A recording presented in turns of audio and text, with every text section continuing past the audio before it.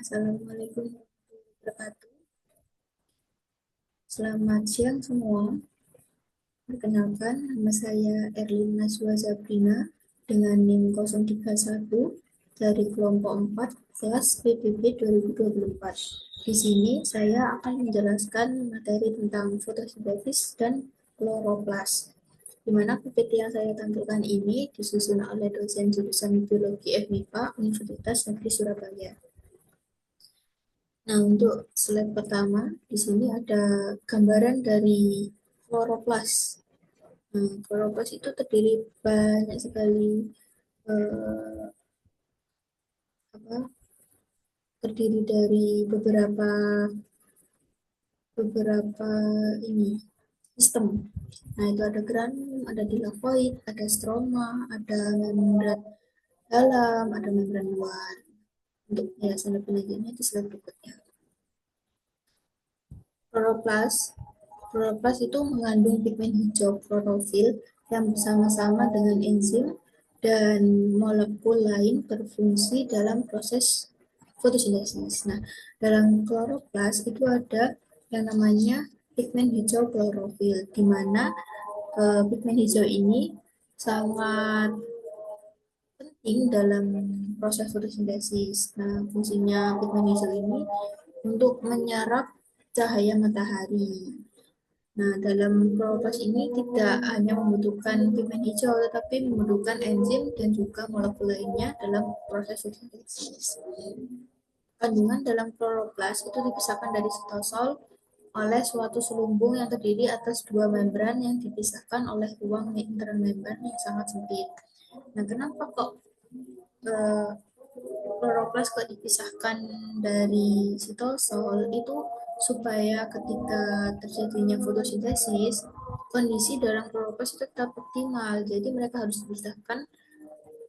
dipisahkan oleh membran itu tadi, membran dalam, dua membran itu tadi, dua membran itu membran dalam dan membran luar.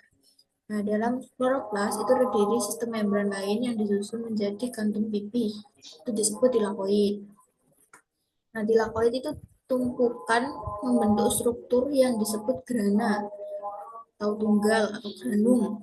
Cairan di cairan di luar tilakoid itu disebut stroma. Dengan demikian, membran tilakoid membagi bagian dalam kloroplas menjadi dua ruangan, yaitu ruang tilakoid dan stroma. Nah, ini gambar dari kloroplas.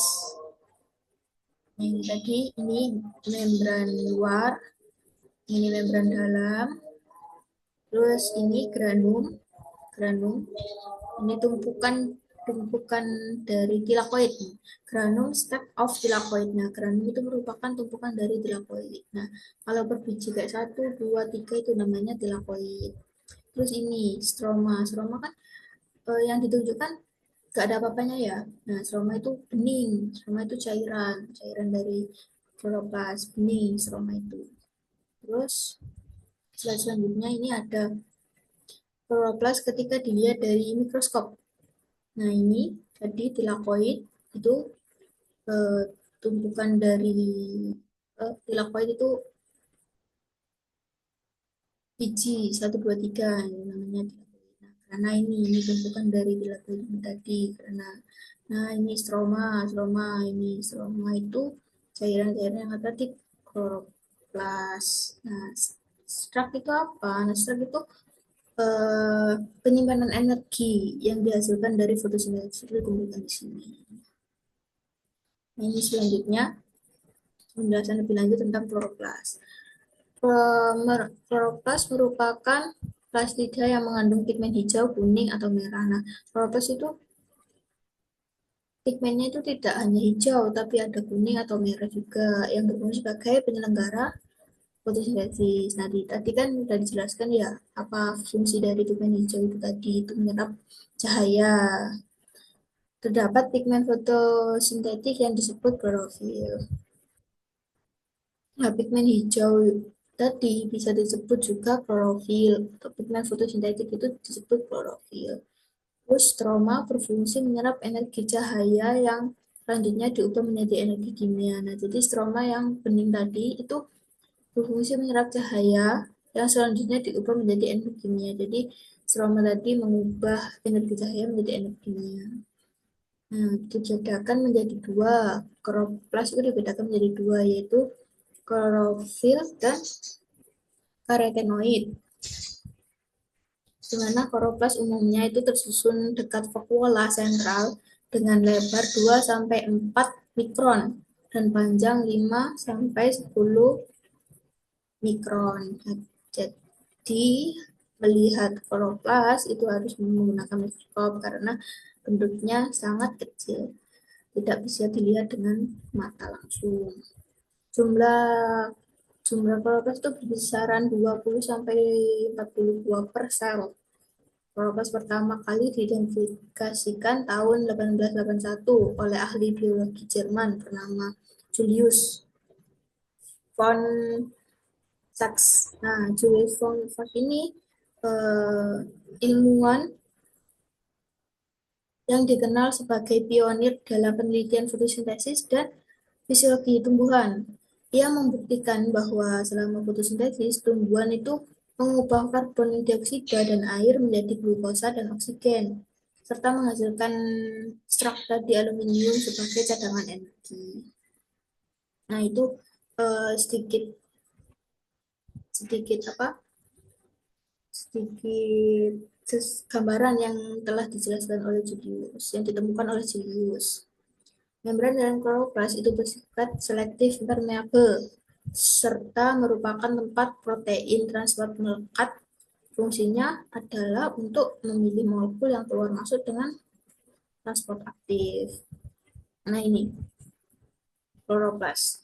Ini membran dalam, membran luar, ini membran dalam. Nah, ini tadi yang disebut membran kloroplas itu bisa selektif karena dia menyeleksi apa yang masuk dan apa yang keluar yang akan terjadi di kloroplas. Jadi dia di sini dan di sini, itu dua membran yang bekerja dalam kloroplas. Nah, kloroplas itu juga ada granum tadi, granum dan tilakoid. Granum tadi kan susunan atau tumpukan dari tilakoid ya. Nah, kalau tilakoid itu kayak 1, 2, 3 berbisi itu namanya tilakoid. Terus ini stroma itu cairan yang ada di dalam kloroplas. Dan ini lumen itu cairan yang ada di dalam tilakoid, itu disebut lumen. Nah, ini penjelasan selanjutnya. Granum berperan sebagai tempat terjadinya reaksi terang. Nah, di granum itu terjadi reaksi terang yang ukuran granum itu 0,3 sampai 2,7 nanometer. Jumlahnya 40 sampai 60 grana tersebar di matriks. Antara satu granum dengan granum yang lainnya dihubungkan oleh lamela tilakoid. Nah, ini antara apa namanya? Granum ini dan granum ini itu dihubungkan dengan lamela tilakoid. Terus antara grana dan stoma itu dihubungkan oleh lamela stroma. Jadi ini gran grana ini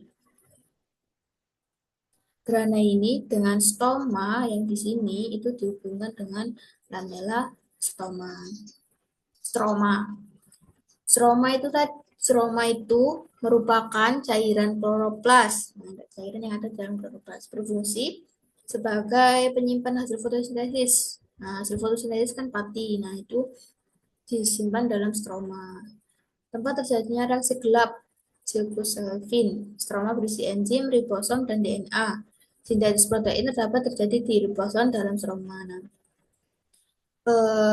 apa reaksi gelap yang terjadi di fotosintesis itu terjadi di stroma. Nah, stroma itu juga tidak hanya berisi cairan itu tadi, cairannya itu ada enzim dalam stroma, tidak hanya cairan, itu ada enzim juga, ada ribosom dan ada DNA. Oh, stroma itu kan cairan ya, ya cairan itu ada enzim, ada ribosom, ada DNA. Nah, gitu maksudnya. Terus untuk membran ini, membran luar kloroplas. Tadi kan ada membran, dua membran ya, membran dalam dan membran luar. Nah, ini membran luar. Membran luar kloroplas itu sifatnya sangat permeabel. Karena apa? Karena untuk melewatkan molekul-molekul kurang dari 10 kilodalton dan menutupi ruang internal membran antara membran dalam dan bagian luar kloroplas. Jadi luar kloroplas itu untuk melindungi bagian dalam dari kloroplas dan juga eh, sebagai tempat melewatnya molekul-molekul yang ada di luar kloroplas. Apa yang akan masuk, apa yang keluar. Nah, permukaannya itu rata karena memiliki lipatan yang sangat sedikit bila dibandingkan dengan membran dalam. Fungsi dari membran luar itu untuk mengambil keluar masuknya zat. Ada protein transport sekitaran 1 nanometer. Nah, stoma. Stoma tadi kan cairan ya. Nah, itu terdapat DNA, enzim untuk reaksi gelap, dan ribosom. Berisi air dan garam terlarut air. Ini membran dalam. Membran dalam itu menutupi daerah cairan yang yaitu stroma permeabel terhadap asam asetat, asam glukorat, CO2, melipat ke dalam membentuk lamela selektif permeabel dengan transport aktif, tempat protein tersebut melekat. Jadi itu kualifikasi dari membran dalam.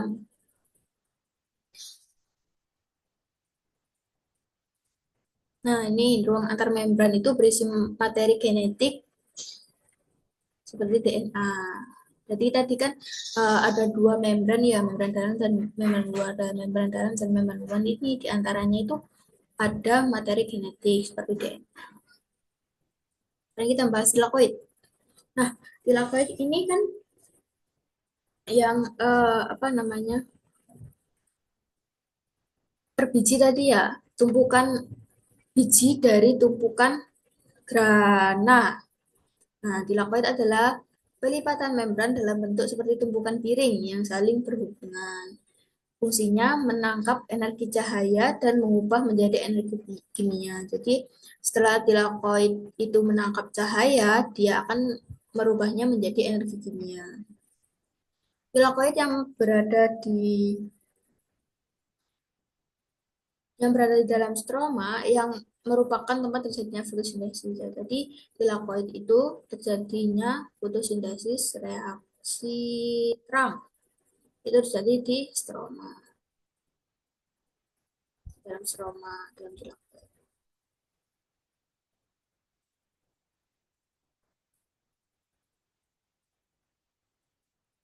Oh, dalam tilakoid, fotosintesis reaksi terang itu terjadi di tilakoid yang ada di dalam stroma. Membran tilakoid merupakan tempat terjadinya reaksi terang dan berisi cairan mengandung klorofil. Jumlah tilakoid pada setiap spesies berbeda. Jadi, eh, jumlah tilakoid spesies tumbuhan itu berbeda-beda. Itu menurut spesies masing-masing. Jadi, tidak satu tumbuhan dan tumbuhan yang lainnya itu sama jumlah tilakoidnya. Bagian internal tilakoid disebut lumen tilakoid dan berisi plastosianin dan molekul lain yang diperlukan untuk pengangkutan elektron. Jadi tadi yang terdapat dalam tilakoid, yang cairan yang terdapat di tilakoid itu berisi plastosianin. Nah, strukturnya itu 50% lipid, 10% fosfolipida. Nah, sekarang kita bahas tentang fotosintesisnya. Tadi kan sudah membahas tentang tempat terjadinya fotosintesis. Nah, sekarang kita membahas tentang fotosintesis. Apa sih fotosintesis itu? Jadi, fotosintesis itu merupakan proses yang dilakukan oleh tumbuhan hijau dalam menggunakan energi cahaya untuk mengubah karbon dioksida dan air menjadi gula sederhana atau glukosa.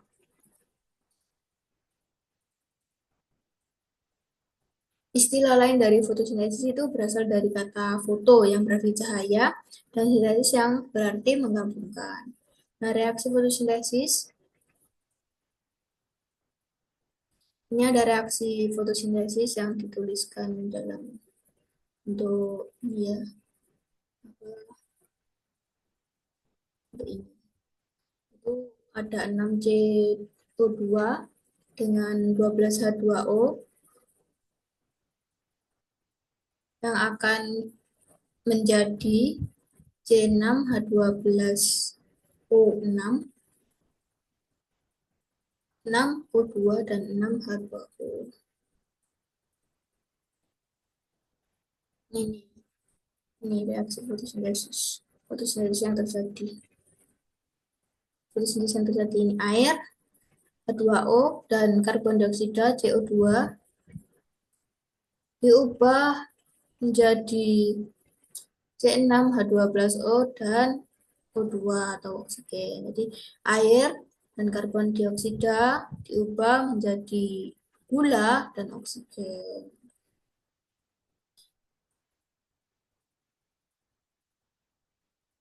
Nah, fotosintesis itu terdiri dari dua fase, tidak hanya satu fase, tapi dua fase, yaitu pertama fase fotokimia, reaksi fotokimia, dan yang kedua reaksi termokimia.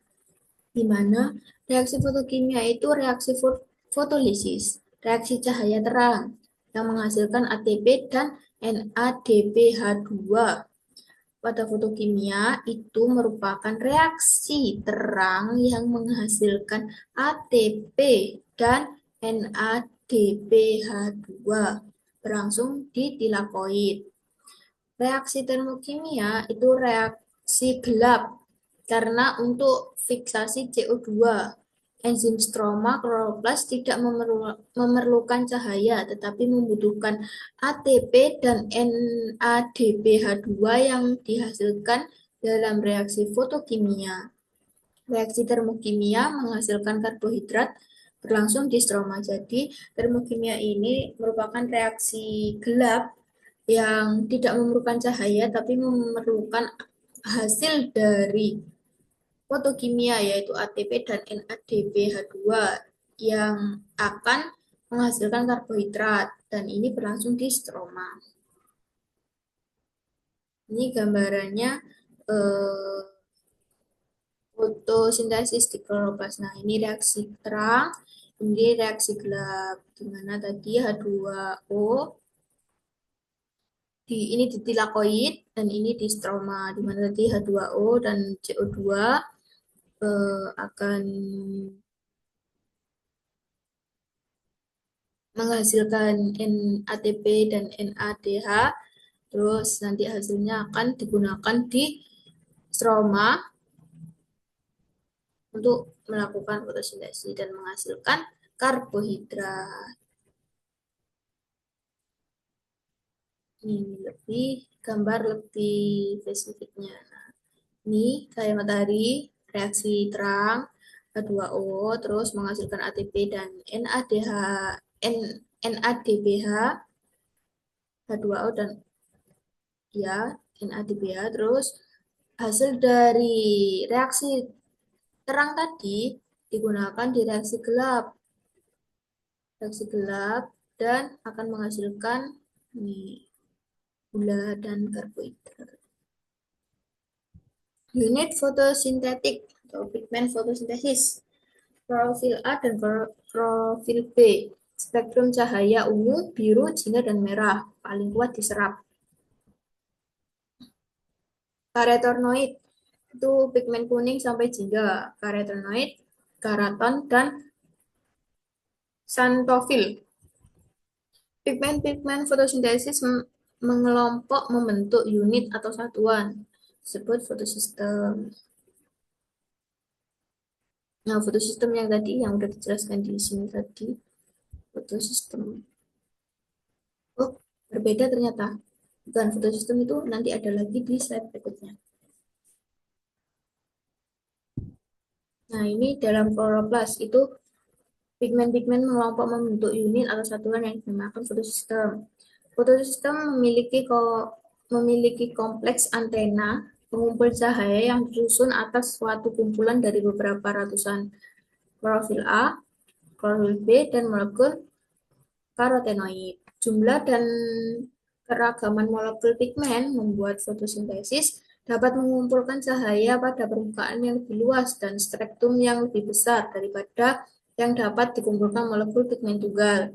Ketika Setiap molekul antena menyerap foton, energinya disalurkan dari molekul pigmen ke molekul pigmen lainnya hingga energi itu menemukan klorofil A yang terdapat di pusat reaksi dari fotosistem.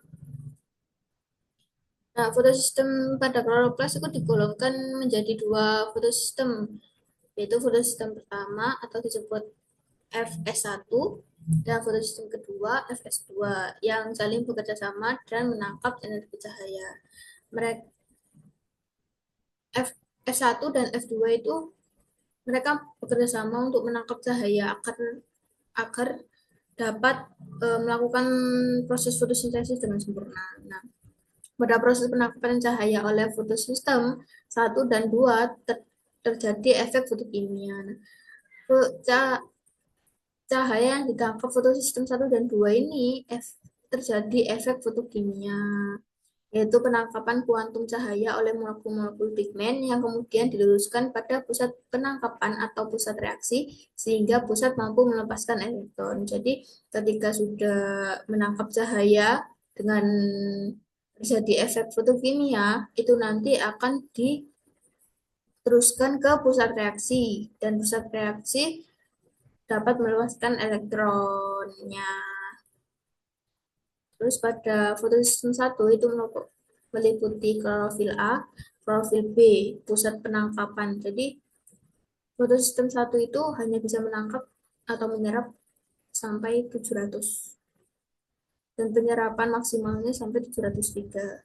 Nah, fotosintesis 2 itu meliputi klorofil A, klorofil B, pusat penangkapannya hanya 680, penyerapannya maksimalnya itu 682.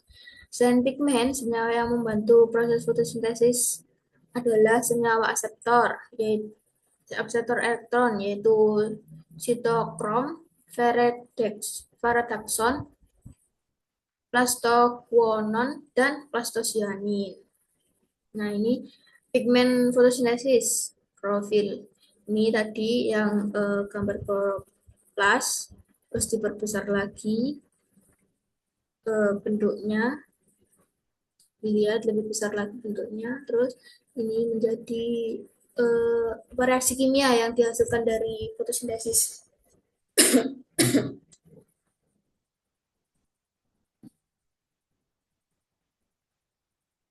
Nah, ini penjelasan tentang apa sih yang terjadi apabila eh, cahaya diabsorpsi oleh klorofil. Tadi yang dijelaskan tadi seperti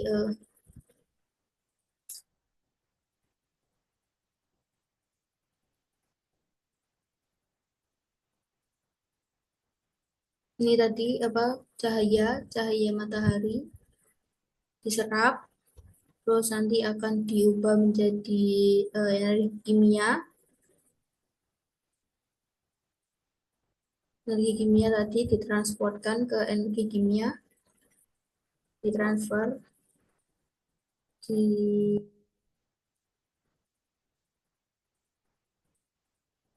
convert di energi kimia tadi ya. Jadi energi cahaya yang diserap akan diubah menjadi energi kimia, terus akan melanjutkan ke tahap berikutnya seperti Silkus Calvin. Terus cahaya tersebut digunakan untuk transport elektron dan menghasilkan ATP dan NADPH yang merupakan sumber energi dari fotosintesis. Nah, ini fosforilasi reaksi terang. Tadi kan sudah disinggung ya reaksi terang, reaksi gelap. Nah, sekarang fosforilasi fotoforfolilasi atau reaksi terang. Nah, proses pembentukan ATP terkait dengan cahaya dan transfer elektron dalam fotosintesis. Fotofosforilasi itu ada dua foto fotoforfolilasi siklik dan non siklik. Nah, fotoforfolilasi non siklik itu pada transport elektron non siklik terjadi arus elektron bersamaan di dalam tilakoid, yaitu pada fotosistem 2, fotosistem 1 dan fotosistem air. sehingga dihasilkan ATP dan NADPH.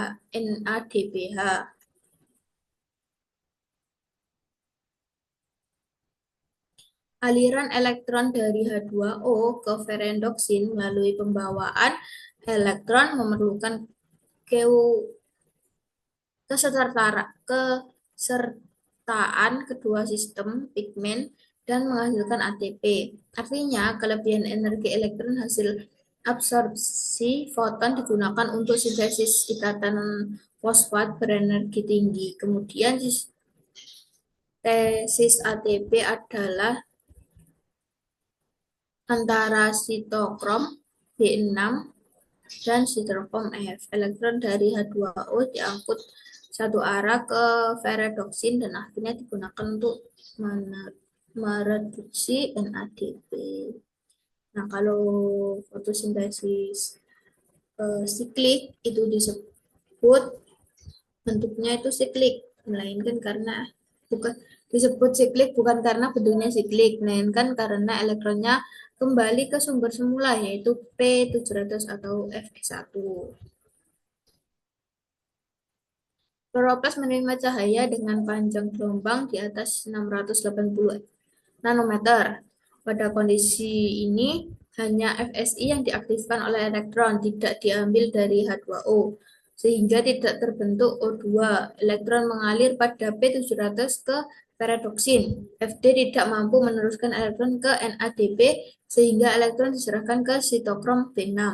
Sitokrom B6 selanjutnya meneruskan elektron melalui sitokrom F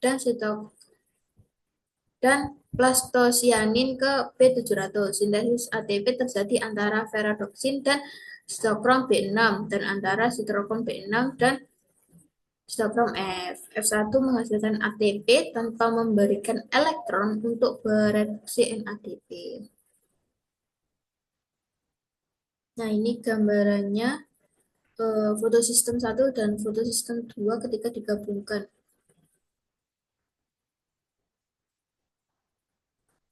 Ketika digabungkan. Ke atas sedikit.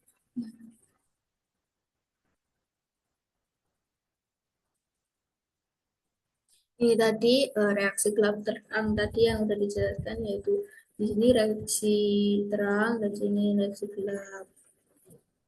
Nah, di sini merupakan tahapan dari proses fotosintesis ya. Itu ini di sini pemberian air, splitting of water, dan ini tadi cahaya matahari ya yang diserap. Nah, cahaya matahari itu menyebabkan pembelahan molekul air. Jadi cahaya matahari itu membuat air itu membelah dan melepaskan elektron H2, H+, dan oksigen. Nah, ketika udah di apa namanya cahayanya udah masuk di B680, terus naik ke rantai transport elektron yang dilepaskan dari fotosistem 2 mengalir melalui ini transport elektron yang terdiri dari beberapa bagian.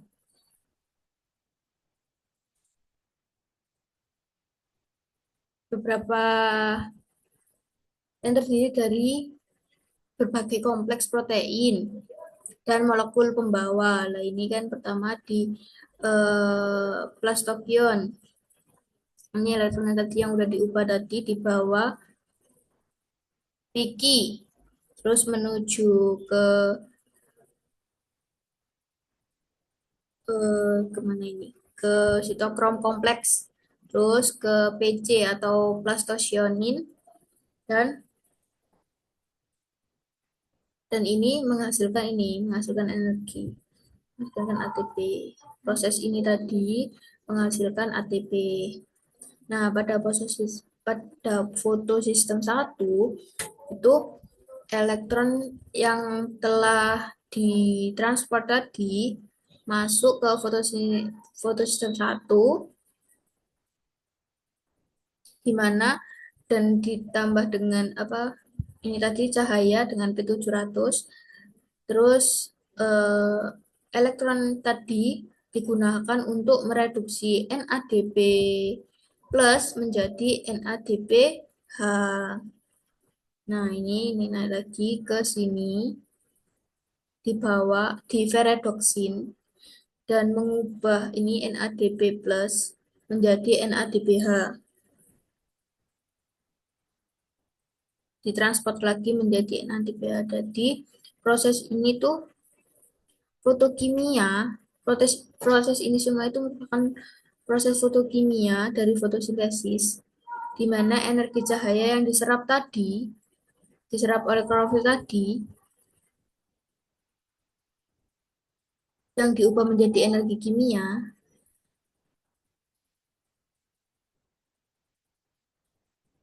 diubah menjadi energi kimia dan menghasilkan ATP dan NADP plus, dan terus diubah menjadi NADPH. Nah, hasilnya itu nanti hasil dari fotosintesis ini tuh NADP dan NADPH. Terus ini fotosintesis tadi kan foto foto fotovariasi di reaksi terang. Reaksi terang itu ada fosforilasi siklik dan non siklik. Nah, ini siklik, non siklik. Ini prosesnya tidak jauh berbeda dengan yang saya jelaskan di awal tadi. Ini air eh, cahayanya masuk, terus ditambah dengan air, dan airnya akan dipecah oleh cahaya matahari dan mengeluarkan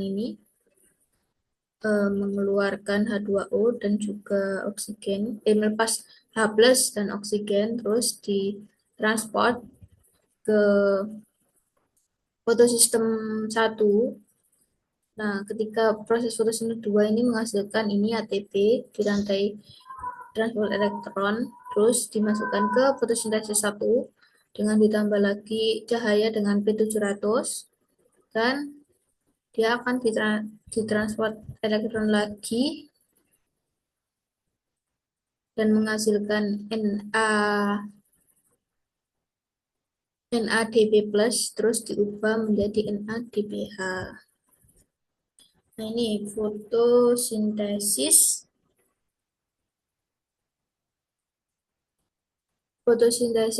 siklik. Yang non siklik ini elektron dilepas dari fotosintesis 2. Nah, itu tidak dikembalikan lagi ke fotosistem satu. Elektron dari fotosistem 2 itu tidak dikembalikan ke fotosistem satu, tapi digunakan untuk mereduksi NADP plus menjadi NADPH. Nah, tapi pada fotosintesi siklik itu elektron dilepaskan dari fotosistem 2, mengalir melalui rantai transport elektron dan kembali lagi ke fotosistem satu. Nah, proses ini fotosiklik fosforilasi siklik ini menghasilkan ATP tanpa melibatkan NADPH+.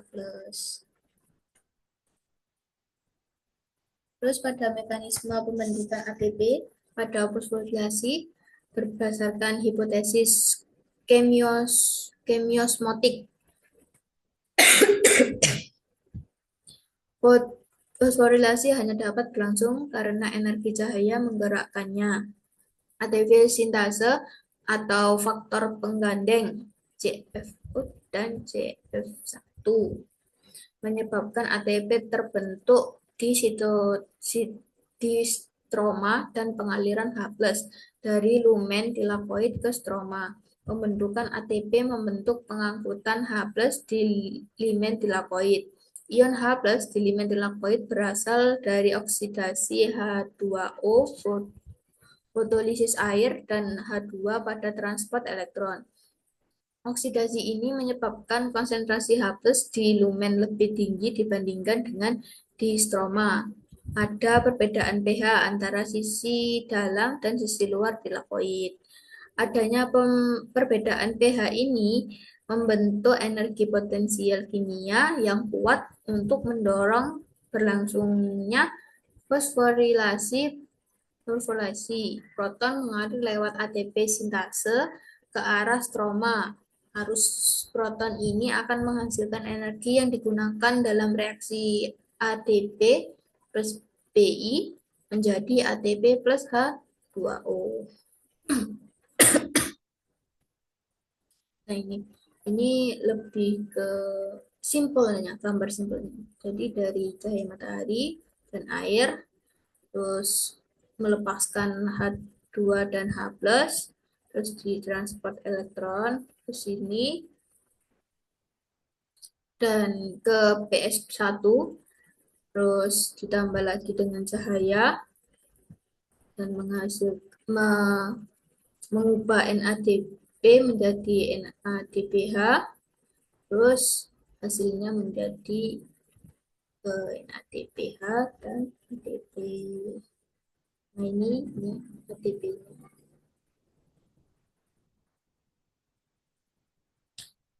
Ini juga sama penjelasan tadi dari ini, foton 2, apa namanya, cahaya matahari masuk ke foton 2, terus ditambah lagi dengan air melepaskan H plus dan O2, terus di transport elektron ke fotosistem 1, fotosistem 1 merubah NADP plus menjadi NADPH, menghasilkan. Nah, tadi kan udah reaksi terang nih, sekarang reaksi gelap. Nah, reaksi gelap itu di sini, di mana tadi? Di stroma ya. Nah, itu juga disebut siklus Calvin, di mana reaksi fiksasi CO2 atau reaksi gelap berlangsung pada stroma. Reaksi ini dalam prosesnya tidak bergantung pada adanya cahaya tetapi bergantung pada suhu. Energi dalam bentuk ATP dan NADPH2 yang dihasilkan pada reaksi cahaya digunakan untuk mereduksi CO2 menjadi karbohidrat. Karbodioksida berdifusi dari luar dan melalui stoma ke dalam ruang antar sel. Kemudian CO2 berdifusi ke dalam sel-sel mesofil sehingga mencapai kloroplas.